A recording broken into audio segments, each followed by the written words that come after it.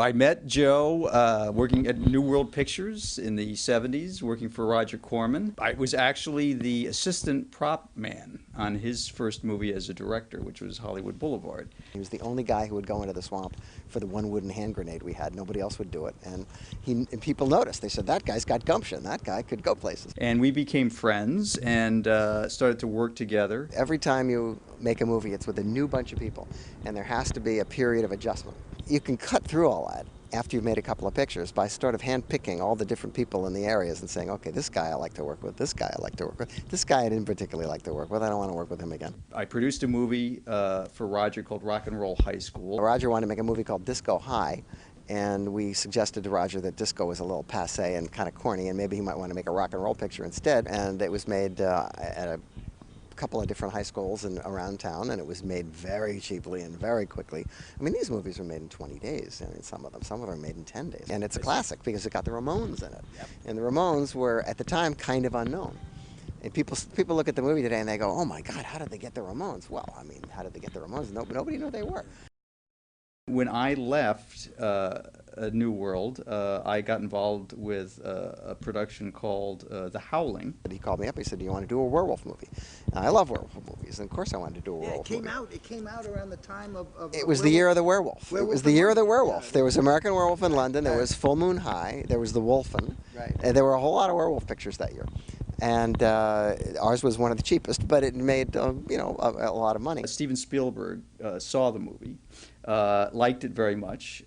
He had also thought that Piranha, which Joe directed, was the best Jaws ripoff, he called it. And he called us in, and he had this script called Gremlins, written by a NYU kid who had named Chris Columbus. Gremlins 1 was one of those unexpected hits that people are lucky to get once in their life. Because the picture was such a hit, they really wanted to make another one right away, and it had actually been a pretty difficult film to make. I thought I had made my statement on Gremlins, and I said, you guys go and make your own sequel, and I'll go off and live my life. They tried a lot of different writers, a lot of different concepts. Gremlins go to Mars, Gremlins meet Mom, Pa, Kettle, and none of them seemed to really work out. And then finally came back to me and said, well, you and Mike Finnell, the producer, you guys made the first picture work, and so we'll let you do whatever you want as long as you give us a Gremlins picture by next summer. That's an offer that's pretty hard to refuse and that you don't get very often.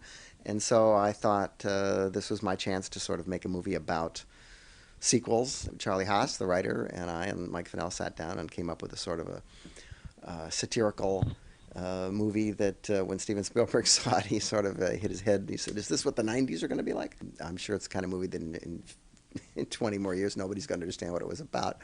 But for me, it was a hell of a lot of fun to make, and they gave us 3 times the money.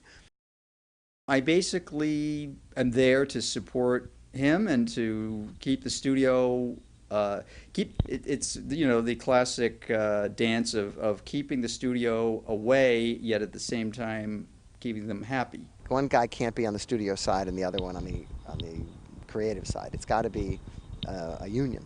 Basically protecting him so that he can execute his vision, which is a phrase that he would never want to hear me use. It's a very personal relationship between a producer and director. It should be.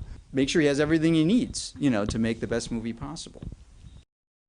They say, how did you break into the movies? And I can tell you the story as a sort of a piece of nostalgia, but it doesn't have anything to do with what you're going to have to go through.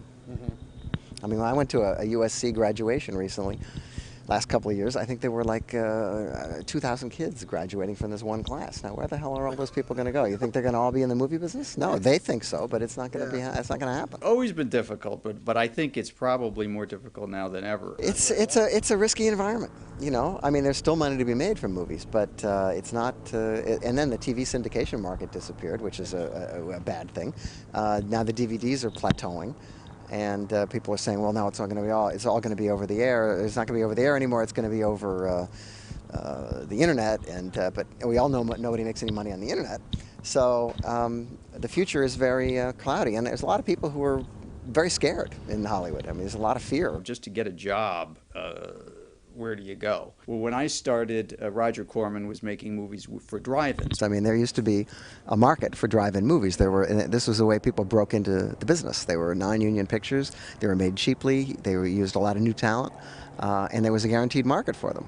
And if they weren't so hot, didn't matter. The market was still there. However, because of the technology has democratized filmmaking so much, because now you can actually make a real movie for not a lot of money with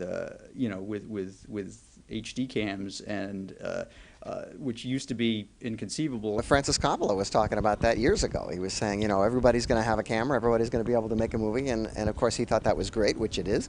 But the problem is, where are they going to show them?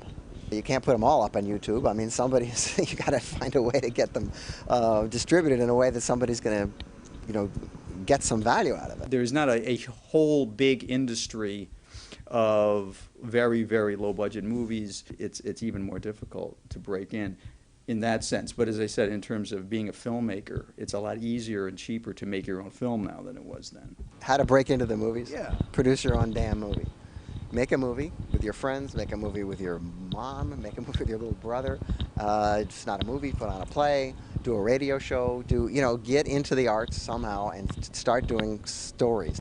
You got to do it. You got to practice. You got to make mistakes. You see, my problem was when I was starting with Corman, we could make mistakes in feature films that were going to be distributed to theaters because there was a market for movies where people didn't care if you made mistakes. That's not true anymore. We had second chances galore when I was starting. I mean, if you made a movie that wasn't terrible, you were a big hero. And I don't know that that's the case anymore. I'm sure there must be some openings at Trauma. Produce your own damn movie. Then just go out and produce your own goddamn movie.